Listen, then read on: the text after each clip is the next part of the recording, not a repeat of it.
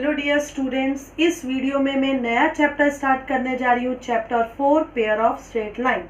इस वीडियो को बहुत ही ध्यान से देखना है और लास्ट तक एंड तक देखते रहना है, क्योंकि एंड में जितने भी पॉइंट्स मैं इस वीडियो में एक्सप्लेन करूंगी वो सभी पॉइंट्स को मैं एंड में समराइज करने वाली हूँ। और अगर तुमने वो पॉइंट्स को याद कर लिया then there is no problem, easily you can solve the exercise without any help. Dear students, आज स्टार्ट करने जा रहे हैं new chapter pair of straight line. Before starting this chapter I will take basics relating to this chapter. So let us first take equation of line. ax plus by plus c equals to 0. This is called general form of the line.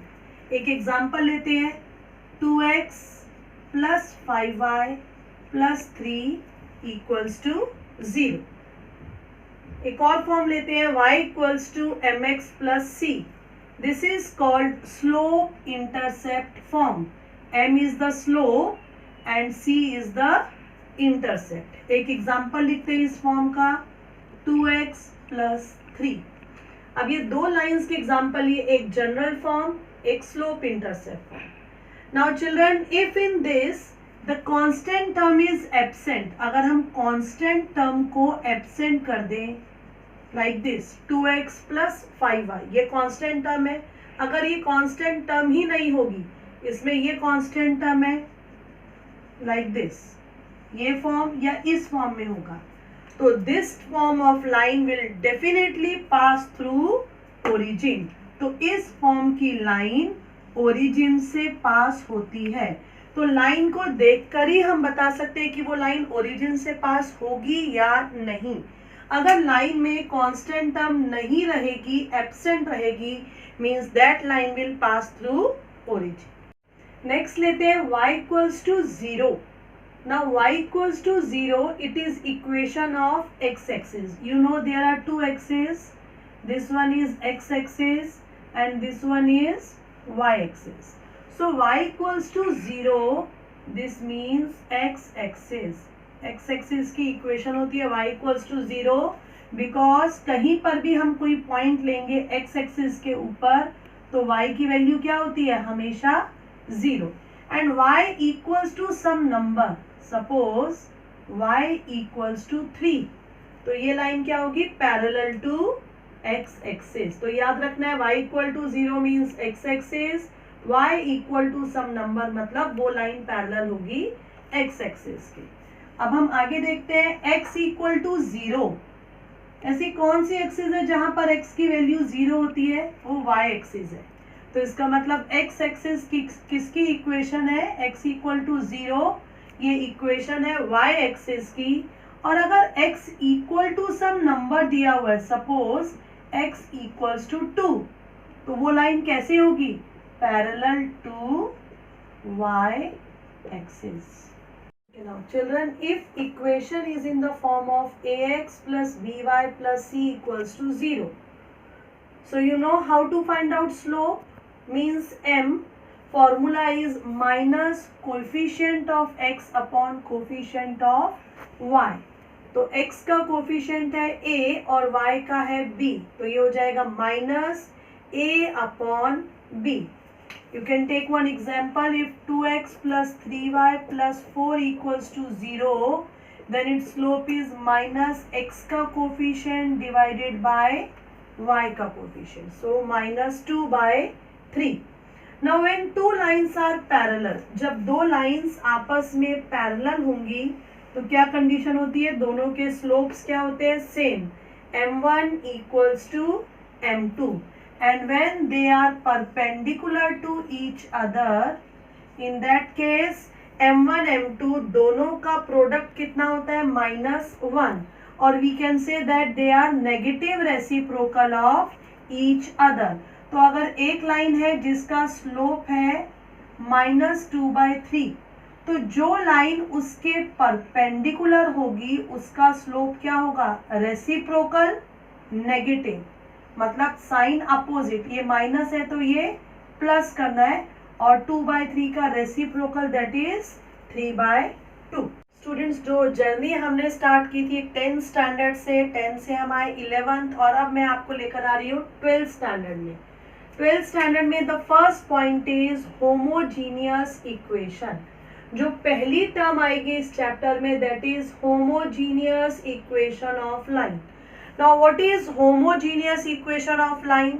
So an equation in which degree is same in every term. See, there are two terms, first term, second term.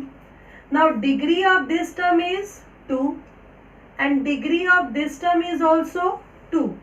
So equation in which degree of each and every term is same, that equation is called homogeneous equation. Now this is homogeneous. Now tell me whether this one is homogeneous or not. पहली term 1 + 1 2 degree, दूसरी term 2 degree, तो yes it is also homogeneous. Now this one, there are 3 terms, first, second, third. First की degree 2, second की degree 1 + 1 2, but degree of third it is 1. So we can see that degree of every term is not same here. So therefore it is not homogeneous. Homogeneous के बाद next term जो आती है that is combined equation. Combined equation of lines means what? Suppose हमारे पास दो line है, एक है a1x + b1y = 0. जरा इस लाइन को ध्यान से देखो, यहाँ पर कांस्टेंट टर्म नहीं है, इसका मतलब ये लाइन कहाँ से पास होती है? ओरिजिन से। और एक लाइन हमने एक और ली a2x + b2y = 0, ये भी लाइन ओरिजिन से ही पास होती है। तो सपोज मैंने फर्स्ट लाइन को लिख दिया u = 0, इस लाइन को लिख दिया v = 0, तो इन दोनों की जॉइंट इक्वेशन या कंबाइंड इक्वेशन क्या होगी, कैसे निकाली जाएगी? u × v = 0। तो पहली टर्म हो गई होमोजीनियस, दूसरी टर्म हो गई combined equation. Now theorem, what is theorem? First, the combined equation of pair of lines. अगर हम दो लाइन की जो ओरिजिन से पास हो रही है उनकी कंबाइंड इक्वेशन निकालेंगे तो हमें कैसी इक्वेशन मिलेगी? होमोजीनियस। मैंने अभी बताया था होमोजीनियस इक्वेशन क्या होती है और उसकी डिग्री क्या होगी? 2। तो इसको अब हम प्रूव करेंगे। तो स्टार्ट करते हैं, कहाँ से? हमने दो लाइन ली, पहली लाइन हमने ले ली a1x + b1y = 0 and second line हमने ले ली a2x + b2y = 0। अब हम निकालना चाहते हैं इनकी कंबाइंड इक्वेशन। तो जैसे मैंने बताया था जॉइंट या कंबाइंड का मतलब सेम होता है, u × v = 0, मीन्स हम इन दोनों लाइंस को मल्टीप्लाई करेंगे। Simple multiplication, a1 a2x², a1 b2xy, b1 a2xy, b1 b2y², ये लाइक टर्म्स है, एक साथ लिख दिया। नाउ अगर मैं a1 a2 को a से डिनोट करती हूँ, a1 b2 + b1 a2 को 2h से डिनोट करती हूँ और b1 b2 को b से डिनोट करती हूँ, तो मुझे क्या मिलेगा? ax² + 2hxy + by² = 0 and you can see students that it is homogeneous of degree 2. You can see degree of first term 2, degree of second term is 2 and degree of third term is 2. So what is our theorem? That when we find out combined equation of two lines, it is always homogeneous equation of degree 2. तो students, हमने अभी first theorem में किया कि जब भी हम दो लाइंस जो ओरिजिन से पास होती है उनकी कंबाइंड इक्वेशन निकालेंगे तो हमें मिलेगी होमोजीनियस इक्वेशन। तो इसका कन्वर्स क्या हुआ? क्या कन्वर्स भी ट्रू है? Converse is not true. Converse हुआ कि homogeneous equation of degree 2 will always represent pair of lines, लेकिन ऐसा नहीं है क्योंकि x² + y² = 0। ये कैसे लाइन है? ये होमोजीनियस इक्वेशन ऑफ लाइन है, डिग्री जिसकी है 2। तो क्या ये टू लाइंस रिप्रेजेंट करती है? It does not represent two lines passing through origin. उसके लिए ये कंडीशन चाहिए। क्या कंडीशन? कि दो लाइन रिप्रेजेंट तो करेगी, लेकिन कब? When h² minus AB greater than equal to 0। तो क्या है second theorem? Homogeneous equation of degree 2। Actual में ये कन्वर्स है फर्स्ट का, लेकिन उसमें ये एडिड कंडीशन है। तो अगर दो लाइंस की जो ओरिजिन से पास होती है उनकी कंबाइंड इक्वेशन होमोजीनियस है, तो होमोजीनियस इक्वेशन अगर होगी तो it will represent pair of line passing through origin, but when h² minus AB greater than equal to 0. Its proof is very important. इसका प्रूफ बहुत ही इम्पोर्टेंट है, इसलिए बहुत ही ध्यान से समझना है हमें। तो हम कंसिडर करते हैं एक homogeneous equation ax² plus 2hxy plus by² equal to 0, and of course it is given that h² minus AB greater than equal to 0। ये कंडीशन तो हमें दी होगी। तो इसमें हमें दो केसेस लेने पड़ेंगे। पहला केस लेंगे b इक्वल टू 0 और दूसरा केस लेंगे b not equal to 0। Students, मैं एक बात बता देती हूँ, जो भी हम प्रूफ करते हैं थ्योरम के, वो हमें समझने के साथ साथ स्टार्टिंग के कुछ स्टेप्स याद भी करने पड़ते हैं। जैसे इसमें हमें एक केस लेना है b इक्वल टू 0 और दूसरा केस लेना है b नॉट इक्वल टू 0। तो हमने केस 1 लिया b equal to 0। b equal to 0 रखते ही यहाँ पर तीन टर्म में से एक टर्म तो खत्म हो जाएगी। अब कितनी टर्म्स रह जाएंगी? दो टर्म्स। तो ये हो गया ax² plus 2hxy equal to 0। इसमें से अगर हम x कॉमन लेते हैं तो क्या आएगा? ax plus 2hy equals to 0।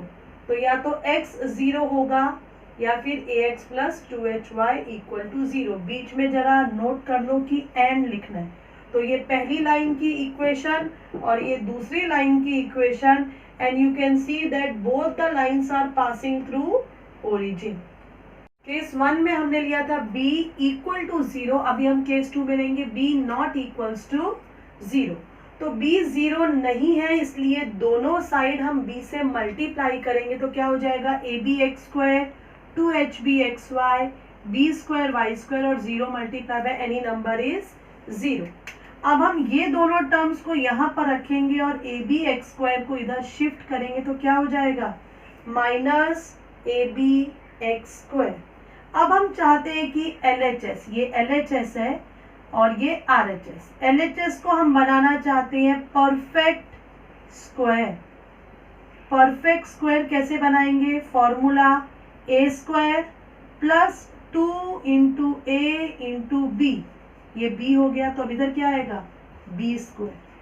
a² plus 2ab plus b²। अब इधर हमने ये ऐड किया है। ये ऐड क्यों किया है? परफेक्ट स्क्वायर बनाने के लिए। तो जब हम LHS में ऐड करेंगे तो same thing we have to add on RHS also. तो हमने h² RHS में भी ऐड किया और h² x² LHS में भी ऐड किया। तो अब ये LHS हमारा क्या बन गया? a plus b whole bracket square. a² plus 2ab plus b², ये हो गया a plus b whole bracket square. और हम इधर से x² को ले लेते हैं कॉमन, तो ये हम ऐसा भी लिख सकते हैं, ये तो सेम रहेगा, root x whole bracket square. ये हमने रूट में क्यों लिखा? क्योंकि हमें ऑलरेडी दिया हुआ है कि h² माइनस ab पॉजिटिव है। ओके, तो अब ये हो गया। एक साइड में टर्म्स को हम शिफ्ट करेंगे। जब हम टर्म्स को एक साइड में शिफ्ट करेंगे तो इधर आने के बाद ये टर्म क्या हो जाएगी? Negative. Now students, we can apply here the formula of a² minus b²। This is a and this is b. and the formula of a square minus b square is a plus b a minus b equals to 0. Now इसमें से ये दो terms x वाली हैं, तो हम क्या लिख सकते हैं, इधर x कॉमन लिया प्लस बी वाई, ऐसे इन दोनों में से भी h ले लिया common,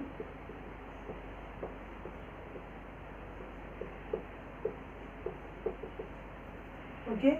so therefore it also represent two lines passing through origin. One is this line and आएगा और नहीं लिखना. Second is, and you can see that both the lines are passing through origin because in both the lines the constant terms are absent. x की term है, y की term है, लेकिन constant term नहीं है. तो in this way we have proved the theorem that homogeneous equation of degree 2 represent two lines passing through origin. Students, अभी हमने देखा theorem 2 में जो बहुत ही important है, that अगर equation homogeneous है जिसकी degree 2 है और अगर x square minus a b positive है, ग्रेटर देन इक्वल टू 0 है, तो it will always represent two lines passing through origin. अब इसी को हम समराइज करते हैं नेचर ऑफ लाइंस. जैसे 10th स्टैंडर्ड में हमने क्वाड्रेटिक इक्वेशन के केस में किया था नेचर ऑफ रूट्स. डेल्टा को देखकर हम बताते थे कि रूट्स कैसी होंगी, real and distinct, real and equal और नो रियल रूट्स. अभी हम बताएंगे नेचर ऑफ लाइन कि ax square plus 2hxy plus by square equal to 0 अगर ये दिया हुआ है, विदाउट सॉल्विंग हमें बताना है कि कैसी लाइन ये रिप्रेजेंट करेगी. तो उसके लिए हमें क्या निकालना पड़ेगा, x square minus a b, इसकी वैल्यू निकालनी पड़ेगी. अगर ये पॉजिटिव आएगी तो हम लिखेंगे रियल एंड डिस्टिंक्ट लाइंस, हमें दो अलग अलग लाइंस की इक्वेशन मिलेगी. अगर x square minus a b की वैल्यू 0 आ जाएगी तो इट मीन्स हमें लाइंस कैसी मिलेंगी, कोइंसिडेंट लाइंस. और अगर ये नेगेटिव आया then no lines are possible, means it does not represent lines. तो ये था अबाउट नेचर ऑफ लाइंस. कि स्टूडेंट्स मैंने बताया था y equal to M X plus C, ये लाइन की इक्वेशन है, लेकिन अगर c टर्म ही नहीं है तो वो लाइन कहाँ से पास होगी, ओरिजिन से. तो y equal to M x, ये कैसी लाइन है, पासिंग थ्रू ओरिजिन. यहाँ से m की वैल्यू क्या आ जाएगी, y upon x.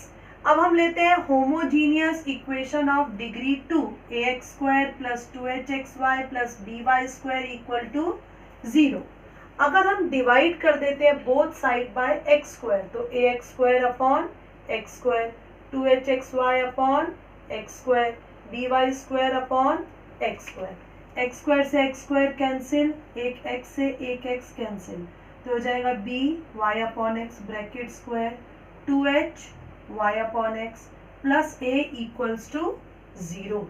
Now y upon x को हम क्या लिख सकते हैं, m. So bm square plus 2hm plus a equal to 0. This is again an important equation which is called auxiliary equation. ये सभी standard equation. This one is called auxiliary equation. Now you can see that it is quadratic equation in m. ये जो auxiliary equation है ये m में क्या है, quadratic. इसके दो roots है, वो roots को हम ले लेते हैं m1 and m2. ये जो इक्वेशन है क्योंकि ये क्वाड्रेटिक है, इसके दो रूट्स होंगे, दो रूट्स को हम मान लेते हैं m1 एंड m2. तो सम of root m1 plus m2 का फॉर्मूला जैसा हम क्वाड्रेटिक में करते थे माइनस बी अपॉन ए, तो यहाँ पर हो जाएगा माइनस 2h अपॉन बी. और m1 m2 मतलब प्रोडक्ट ऑफ रूट्स 10th का याद करो, c अपॉन ए, तो यहाँ पर हो जाएगा a upon b. all the points that we have discussed in this video. The first point is combined equation. How to find out combined equation? If two equations are given, u equal to 0, v equal to 0, just multiply these two equations and you will get combined or joint equation. Second is, now when joint equation is given and we want to find out the separate. अब दो equation दिया, हम उनको separate करना चाहते हैं, तो first method is factorise. जो भी इक्वेशन दिया उसके फैक्टर्स कर लो. But if factors are not possible तो क्या करना पड़ेगा? फर्स्ट राइट ऑक्सिलरी इक्वेशन और फिर उसमें फॉर्मूला मेथड यूज करो, फैक्टराइज करो and you will get two separate equation. Now how to write, अब मैंने लिख तो दिया कि उसको ऑक्सिलरी में लिखो, लेकिन ऑक्सिलरी इक्वेशन लिखते कैसे? सपोज हमें इक्वेशन दी हुई है 3x² plus 4xy plus 5y² equal to 0. Auxiliary equation मतलब इन टर्म्स ऑफ m, तो उल्टा पीछे से स्टार्ट करना है. 5m² plus 4m plus 3 equal to 0. तो ये हो गई फ्रेंड हमारी ऑक्सिलरी इक्वेशन लिखने का वे. कहाँ से स्टार्ट करना है? पीछे से स्टार्ट करना है. 5m² plus 4m plus 3 equals to 0. अब हम यहाँ पर लेते हैं नेचर ऑफ लाइंस. जो मैं तुम्हें बता चुकी हूँ, नेचर ऑफ लाइन सब कुछ डिपेंड करता है h² माइनस ab की वैल्यू के ऊपर. अगर h² माइनस ab की वैल्यू पॉजिटिव है तो रूट्स कैसी होंगी? लाइंस कैसी होंगी? रियल एंड डिस्टिंक्ट लाइंस मिलेंगी. यहाँ पर हमें लाइंस कोइंसिडेंट मिलेंगी अगर h² माइनस ab 0 आएगा, और अगर ये नेगेटिव आया दैट नो लाइंस निकालना पॉसिबल ही नहीं है. नाउ नेक्स्ट, ये फॉर्मूला हम सबको मालूम है कि ax² plus 2hxy plus by² equal to 0. अगर टू लाइंस रिप्रेजेंट करती है तो उनके स्लोप को हम लेंगे m1 एंड m2. तो स्लोप ऑफ लाइन का फॉर्मूला तुम्हें याद होना चाहिए. बहुत सी प्रॉब्लम में हम इसे यूज करेंगे. m1 plus m2 minus 2h upon b and m1 m2 is a upon b. ये तो हमने 10th में भी यूज किया था, सिर्फ m1 m2 की जगह अल्फा एंड बीटा था. So m1 minus m2 whole bracket square is m1 plus m2 whole bracket square minus 4m1 m2. Now yes, 8th one, ये क्या है? This is angle between two lines. दो lines के बीच का angle हम कैसे निकालेंगे? ये थीटा. तो इसके लिए फॉर्मूला है tan थीटा का, मॉड में लिखेंगे. हम एक्यूट एंगल निकालना चाहते हैं और एक्यूट एंगल मतलब पॉजिटिव ही रहेगा, इसलिए हमने मॉड में लिखा है. अगर आंसर नेगेटिव आता है तो भी हम पॉजिटिव लेंगे and the formula is 2√h² minus ab upon a plus b. तो कंडीशन है इसमें, अगर a प्लस b 0 होगा तो हमारी लाइंस आपस में परपेंडिकुलर होगी, और अगर ये h² माइनस ab की वैल्यू 0 आती है तो हमारी लाइंस कोइंसिडेंट होगी.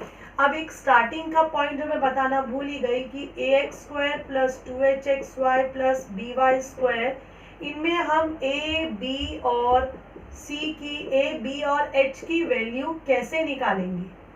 तो फ्रेंड्स हम यहाँ पर क्या करेंगे? इधर सपोज हमें ये इक्वेशन दी है 2x² plus 4xy plus 5y² equal to 0. तो हम कंपेयर करेंगे. This is standard equation. ये होमोजीनियस में स्टैंडर्ड इक्वेशन है. x² का कोफिशिएंट है a और यहाँ पर है 2, तो a कितना हो जाएगा? 2. यहाँ पर b कितना हो जाएगा? 5 और 2h हो जाएगा 4. तो h हो गया 4/2, दैट इज 2.